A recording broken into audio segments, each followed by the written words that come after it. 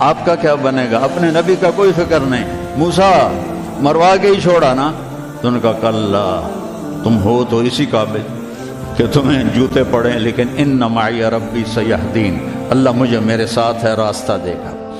ہے اور ہجرت کی رات میرے نبی نکلے تو ابو بکر کبھی آگے چلتے کبھی پیچھے چلتے، کبھی آگے چلتے کبھی پیچھے چلے. آپ اپنے پنجوں کے بل چل رہے تھے کہ پاؤں کے نشان نہ پڑ جائیں اور کھوجی نہ دیکھ لے. تو پھر آپ نے فرمایا ما لکا یا ابا بکر، ابو بکر کیا ہوا ہے؟ کبھی آگے آ جاتے ہو کبھی پیچھے ہو جاتے ہو. کہا یا رسول اللہ، جب مجھے خیال آتا ہے آگے کوئی چھپا ہوا دشمن وار نہ کر دے تو میں آگے ہو جاتا ہوں کہ میرے اوپر آئے، آپ پہ نہ آئے. اور جب مجھے خیال آتا ہے پیچھے سے کوئی آ کے حملہ نہ کر دے تو میں بھاگ کے پیچھے ہو جاتا ہوں کہ آپ کے اوپر وار نہ آئے، میرے اوپر آئے. اور پھر جب غار ثور پر پہنچے، جبل ثور، تو آپ چڑھ نہیں سکتے تھے، ساری انگلیوں سے خون نکل رہا تھا، جو کہ آپ ایسے چلے تھے ایسے. ابو بکر نے کندھے پہ بٹھایا اور پورا پہاڑ طے کیا، اوپر لے گئے. آپ کو باہر بٹھایا، سارے سوراخ بند کیے، اور اس کے بعد سوراخ زیادہ تھے تو پگڑی کو اتارا، اس کو پھاڑ کے سوراخ بند کیے. پھر اس کے بعد سوراخ زیادہ تھے، کرتے کو اتارا اور پھاڑ پھاڑ کے سوراخ بند کیے. ایک جس میں سانپ تھا وہاں اپنی ایڑی کو رکھ دیا. کہا مرحباً یا رسول اللہ. آپ اندر آئے تو اندھیرا تھا، آپ کو پتہ نہیں چلا. جب تھوڑی سی روشنی ہوئی تو آپ نے دیکھا نہ کرتا نہ پگڑی. ابو بکر مالک، یہ کیا ہوا ہے؟ ذرا عمامہ کدھر ہے، ذرا کرتا کدھر ہے؟ تو کہا یا رسول اللہ یہ سوراخ تھے، مجھے ڈر ہوا کہ ان میں کوئی چیز آپ کو تکلیف نہ پہنچائے تو میں نے اپنے کپڑے پھاڑ کے سوراخ بند کیے ہیں. تو ایک دم میرے نبی رونے لگے اور ہاتھ اٹھا کر کہا یا اللہ میں ابو بکر سے راضی ہوں، تو بھی اس سے راضی ہو جا اور اسے جنت میں میرا ساتھی بنا تھا. تو ایک دم جبریل آئے، یا رسول اللہ، اللہ تعالیٰ فرما رہے ہیں ہم ابو بکر سے راضی ہو اور جنت میں آپ کا ساتھی بنا دیا. انہوں نے میرے نبی کی زندگی کو یوں سچ کر دکھایا. موسیٰ علیہ السلام کی قوم کو اللہ نے کہا جاؤ ملک شام جا کے عمالقہ سے لڑو.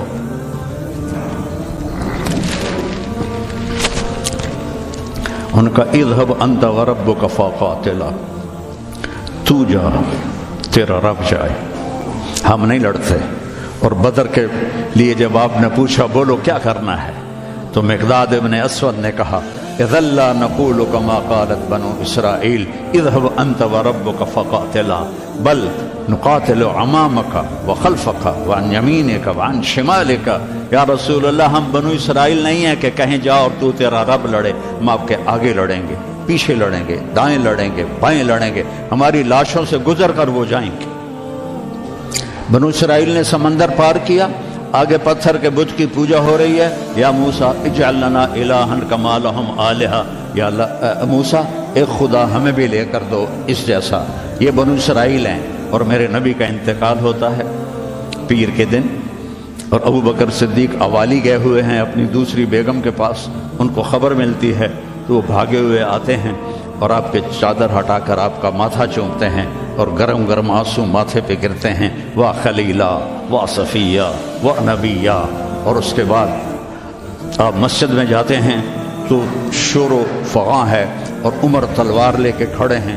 جو کہے گا اللہ کا رسول فوت ہو گیا میں اس کو قتل کر دوں گا، وہ اللہ کے پاس گئے ہیں، وہ واپس آئیں گے.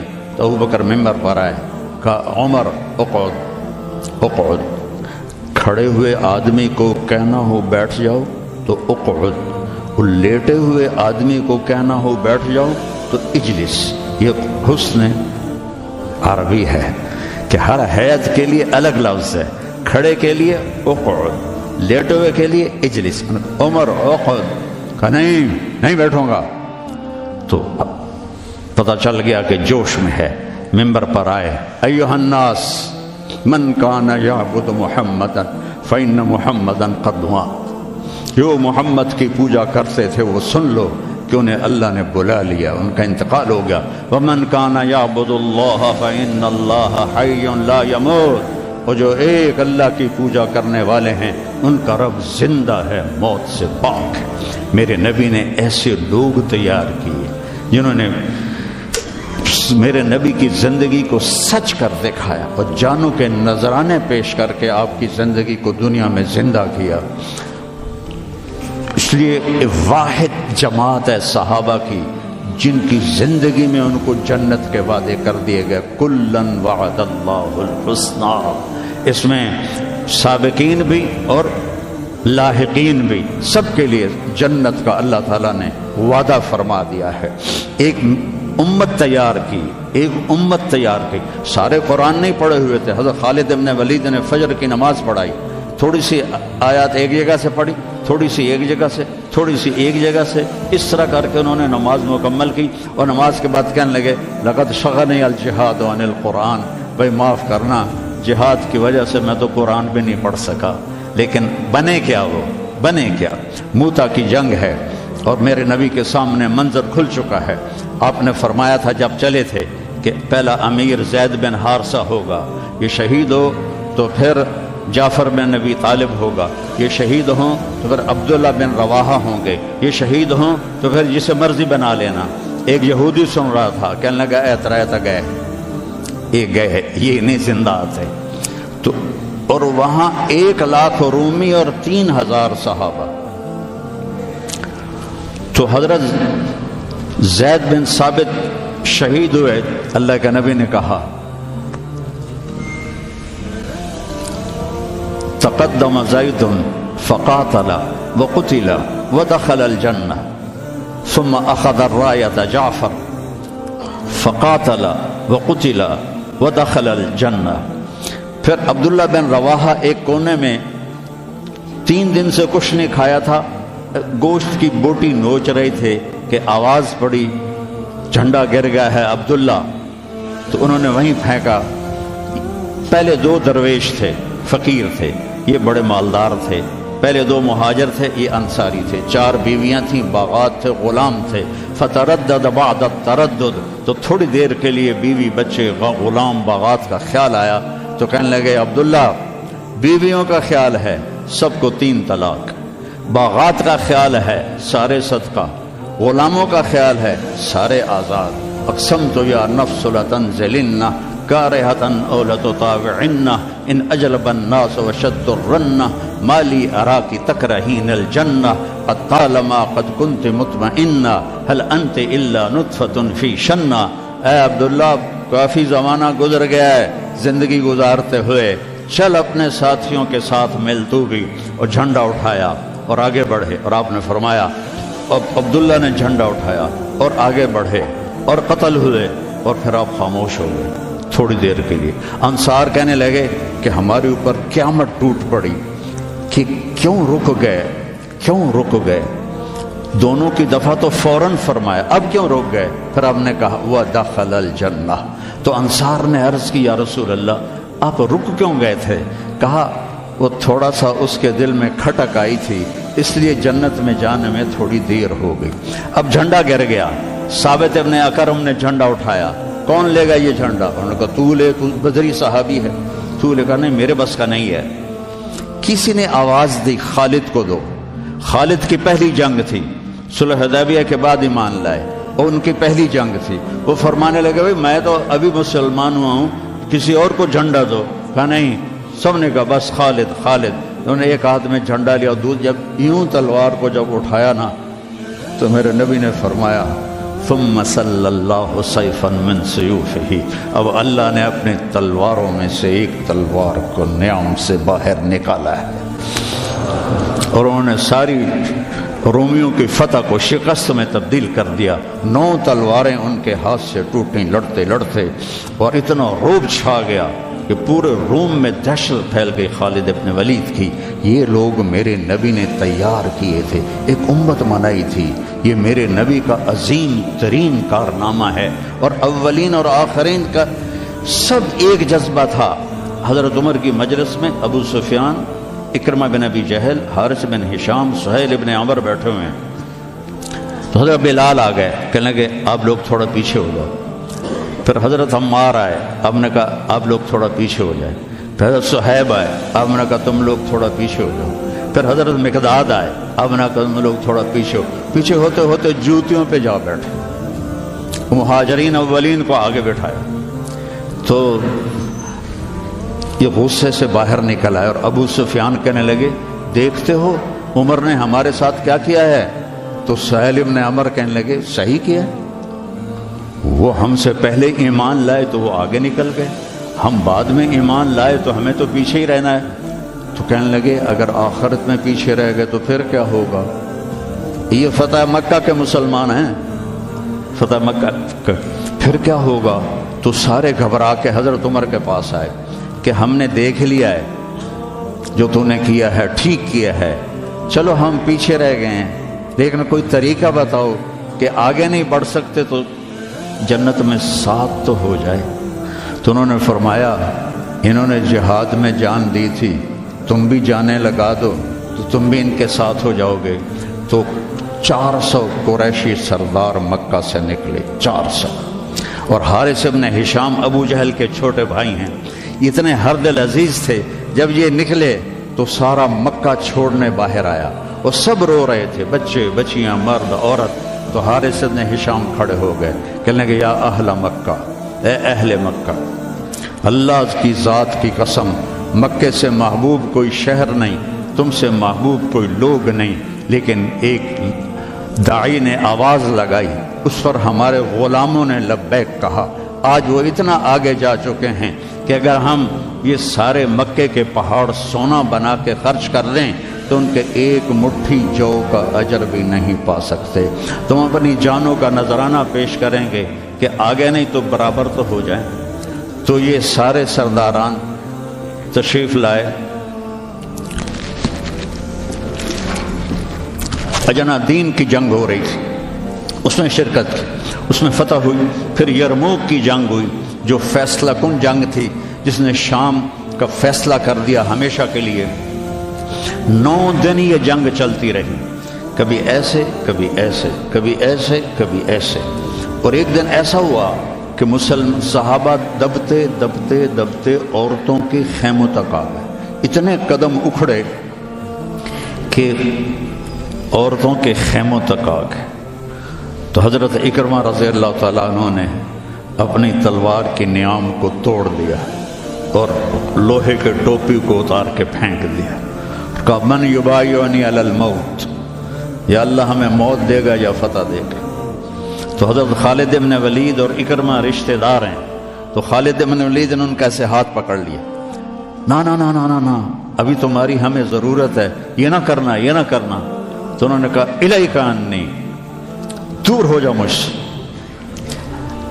انی و ابی کان من اشد الناس عداوۃ لرسول اللہ و افر منکم اليوم، میں اور میرا باپ ساری زندگی دشمن اسلام رہے، آج ہی تو داغ دھونے کا وقت آیا اور میں بھاگ جاؤں۔ ان لک سابقۃ، تو مجھ سے پہلے ایمان لا چکا ہے اور آگے بڑھ چکا ہے، پیچھے ہٹ جا، میرے راستے میں حائل نہ ہو۔ تو سب سے پہلے ان کے بیٹے عامر بن اکرمہ نے بیعت کی، پھر حارث بن ہشام، سہیل بن عمر، زرار بن اوزر، ابو سفیان بن حرب، ان سارے سرداروں نے بیعت کی، اور سب نے اپنے خود لوہے کی ٹوپیاں پھینک دیں اور تلواروں کی نیامیں توڑ دیں، اور شیر کی طرح حملہ آور ہوئے، اور سارے روم کو پلٹا کے پیچھے پھینک دیا۔ اور جب روم کے قدم اکھڑ گئے تو خالد بن ولید فوراً بھاگے بھاگے واپس آئے کہ میں پتہ کروں کہ اکرمہ کس حال میں ہے اور عمر کس حال میں، ایک مخزومی ہے نا دونوں۔ تو جب عمر کو دیکھا تو وہ ختم ہو چکے تھے، جب اکرمہ کو دیکھا تو ان میں کچھ سانس باقی تھا، تو انہوں نے ان کا سر اپنی گود میں لیا اور منہ میں تھوڑا پانی ٹپکایا، اور ان کے بیٹے عمر کا سر یہاں رکھ لیا، یہاں۔ تو ان کی آنکھیں کھلی کر قول کہ میں خالد ہوں۔ کہ کیا کیا اللہ تعالیٰ؟ کہ اقر عینک، اپنی آنکھیں ٹھنڈی کر، اللہ نے فتح دی۔ کہ اچھا عمر کو کہہ دینا جو تم نے کہا تھا وہ ہم نے کر دیا، جو تم نے کہا تھا وہ ہم نے کر دیا، اور جان نکل گئی۔ تو حضرت خالد بن ولید کو حضرت عمر پہ غصہ آ گیا۔ عرب جب غصے میں بولتے تھے تو ماں کے نام سے پکارتے تھے، اور جب اچھے ماحول میں ہوتے تھے تو باپ کے نام سے پکارتے تھے. تو یہاں حضرت خالد کہنے لگے کلا زعم ابن الحنتمہ اللہ نستشہد. حنتمہ حضرت عمر کی ماں کا نام ہے. حنتمہ کا بیٹا اب یہ نہیں کہہ سکتا کہ سرداروں نے جان قربان نہیں کی. یہ میرے نبی کی محنت کا ثمرہ ہے. یہ مدارس اسی کا سلسلہ ہیں, یہ خانقاہیں اسی کا سلسلہ ہیں, یہ تبلیغ اسی کا سلسلہ ہے. لیکن بیٹو صرف کتابیں پڑھنے سے تربیت نہیں ہوتی. اہل اللہ کی تربیت میں رہو, ان کے ساتھ اپنے اندر کی گندگیاں نکالو, تبلیغ میں وقت لگاؤ. مجاہدے سے انسان میں جلا پیدا ہوتی ہے اور وہ اس کا رخ نیکیوں کی طرف پھرتا ہے.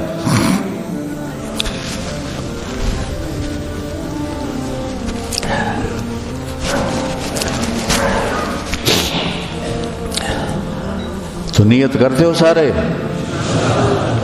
چند باتیں کہتا ہوں. اپنے اس ماحول میں غیبت کسی کی نہ کرو نہ سنو. غیبت اشد من الزنا, غیبت زنا سے زیادہ سخت کام ہے. غیبت نہ کرو کسی کی. کئی لڑکے بہت ہی نیچے چلے جاتے ہیں, اپنے استادوں کی غیبت کرتے ہیں. یہ محروم ہو جائیں گے, یہ کبھی بھی علم حاصل نہیں کر پائیں گے. تو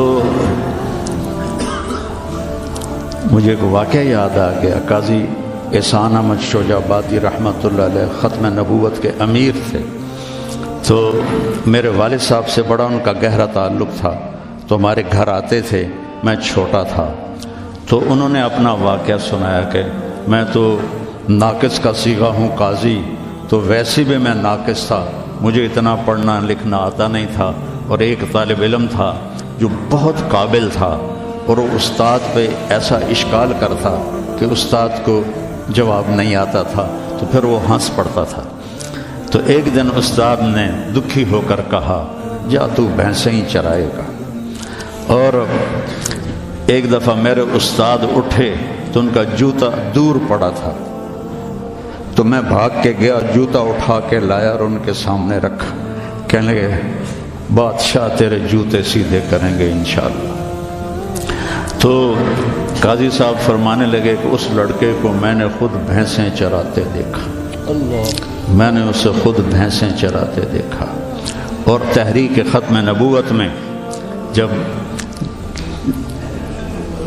قاضی صاحب کو, چونکہ یہ تحریک کے سر امیر تھے, جب ان کو بلایا گیا تو جنرل اعظم تھا گورنر پنجاب کا. تو جو بھی بات چیت ہوئی وہ تو انہوں نے نہیں بتائی تھی. جب اٹھے تو ان کے جوتے قالین سے پرے پڑے تھے. تو جنرل اعظم بھاگ کے گیا اور آپ کے جوتے اٹھا کے لا کے آپ کے سامنے رکھے. تو قاضی صاحب رونے لگے. تو انہوں نے کہا حضرت جی اس میں رونے کی کیا بات؟ کہا نہیں, ایک بات یاد آئی ہے اپنے استاد کی, آج اس کو زندہ ہوتا دیکھ رہا ہوں تو اس پہ رونا آیا ہے.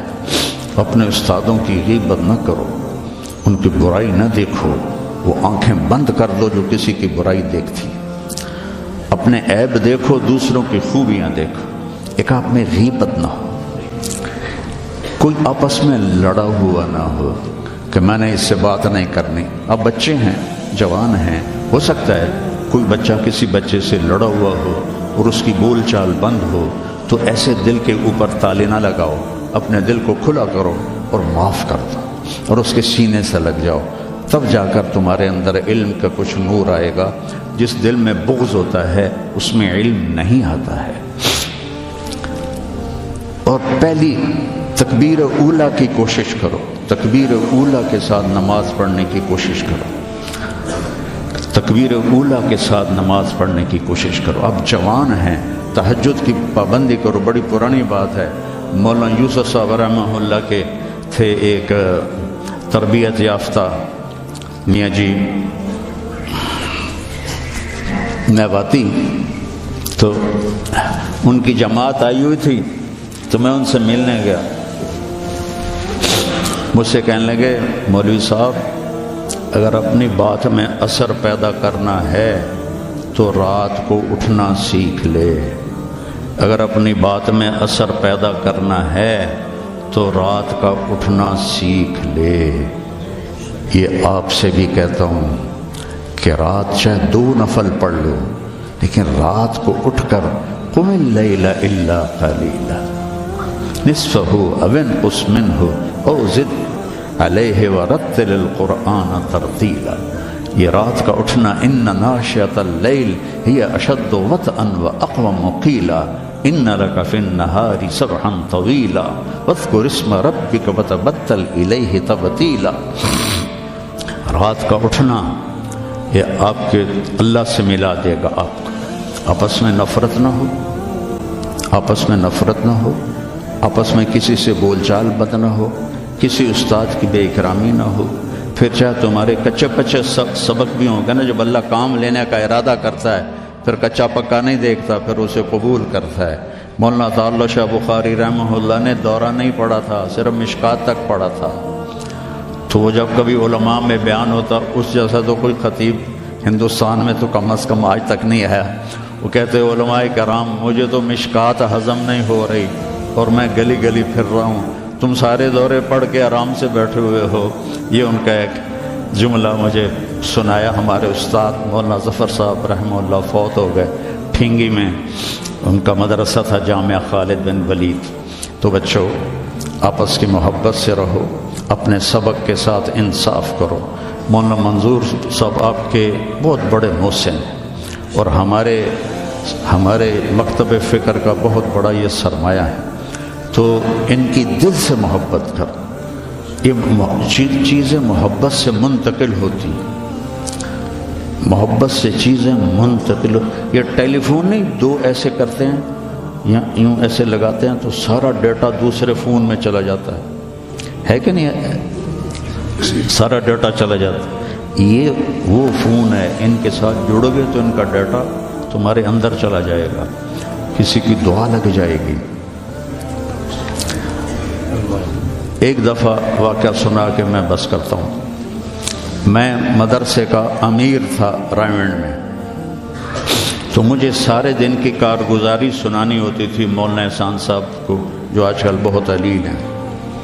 تو میں برآمدے میں کھڑا تھا، سردیوں کے دن تھے، تو مولانا عبد الرحمن صاحب رحمۃ اللہ علیہ میرے استاد تھے، سب سے شفیق، وہ برآمدے میں ان کا بستر ہوتا تھا، مولانا احمد بٹلہ وہ، تو انہوں نے کروٹ بدلی اور کیا ہائے زور سے، تو احمد بٹلہ صاحب فرمانے لگے مولوی صاحب خیریت ہے، کیا ہوا؟ کہنے کہ سر میں بڑا درد ہے۔ تو اس وقت رائمنڈ میں تھرموس رکھنا جرم تھا، تو 2-3 لڑکے تھے جنہوں نے چھپا کے رکھا ہوا تھا، تو مجھے پتا تھا، تو میں اسی وقت اڑ کے گیا اور اس سے میں نے کہا تھرموس دو، انہوں نے کہا وہ وہاں چھپا کے رکھا ہے۔ میں نے وہ لیا اور بغل میں دبا کے اوپر چادر لے لی، سردیوں کا زمانہ تھا۔ مولانا تشریف لائے، ان کے ساتھ میں ان کے گھر تک گیا، ان کو کارگزاری سنائی، وہ اندر گئے، میں نے وہیں سے دیوار سے چھلانگ لگائی۔ یہ 72-73 کی بات ہے، جب کوئی بازار نہیں تھا رائمنڈ میں، 2-3 صرف چھوٹے چھوٹے ہوٹل تھے اور 10 بجنے والے تھے، اور اس وقت سناٹا ہوتا تھا۔ میں نے کہا یا اللہ، چائے بھی مل جائے اور سر درد کی گولی بھی مل جائے تو آج میرا کام بن جائے۔ تو میں نے سارا دیکھا تو سب ہوٹل بند، ایک ہوٹل بند تھا لیکن تھوڑا سا کیواڑ کھلا ہوا تھا اور اندر سے روشنی آ رہی تھی۔ وہ انور نام کا ایک ساتھی تھا مرحوم، اس کا ہوٹل تھا۔ میں اندر گیا، میں نے کہا بھائی انور چائے چاہیے؟ کہا بھائی میں تو تھک گیا ہوں سارا دن، تو خود بنا لے۔